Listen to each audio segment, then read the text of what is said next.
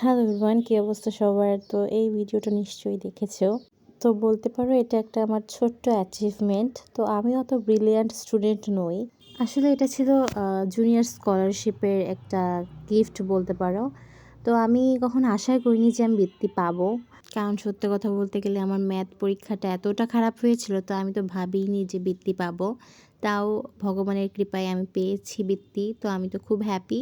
আর এটা ছিল হচ্ছে আমার একটা টিচারের তরফ থেকে সবার জন্য ক্রেস্ট এবং গিফট ছিল। সম্ভবত স্কুল থেকে এবং আরও একটা টিচারের কাছ থেকে আমরা পেতে পারি এরকম আবার একটা ক্রেস্ট। এই ছোট ছোট অ্যাচিভমেন্টগুলো এতটা ভালো লাগে। আমি জানি এটা তেমন বেশি কিছু না বা অহংকার করারও কিছু নাই, বাট আমার কাছে এটা অনেক। তো আমার যেদিনকে বৃত্তির রেজাল্ট দিয়েছিল সেদিনকে আমি পড়তে গিয়েছিলাম এবং আমার ব্যাচমেটের শুনি কি তারা বৃত্তি পেয়েছে। তো আমি জানতাম কি আমার বৃত্তি হবে না।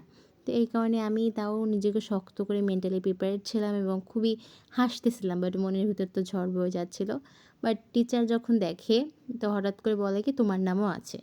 তো আমি তো পুরো শকড। তারপর গার্জিয়ান নামও দেখি আমার বাবার নাম দেওয়া। বাট আমার তো বিশ্বাসই হচ্ছিল না। তারপর একদম ২-৩ বার আমি শিওর হইছি। তারপর আমি বুঝেছি যে আমি বৃত্তি পেয়েছি। আর আরেকটা ক্রেস্ট তোমাদের দেখালাম। ওটা ছিল হচ্ছে আমার আমি যে কোচিংয়ে পড়তাম সেই কোচিংয়ে একটা ফাইনাল এক্সাম নেওয়া হয় বার্ষিক পরীক্ষার সময়। তো ওইটায় আমি 4th হয়েছিলাম। এজন্য ওটাও আমি পেয়েছিলাম এবং এই তো আর এই ক্রেস্ট এবং গিফটটা দিয়েছে বৃত্তির রেজাল্টের অনেক দিন পরে।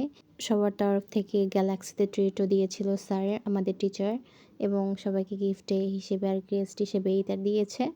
তো আজকের মতো সবাইকে টাটা, অনেক কথা বলে ফেললাম। তো বাই বাই সবাইকে।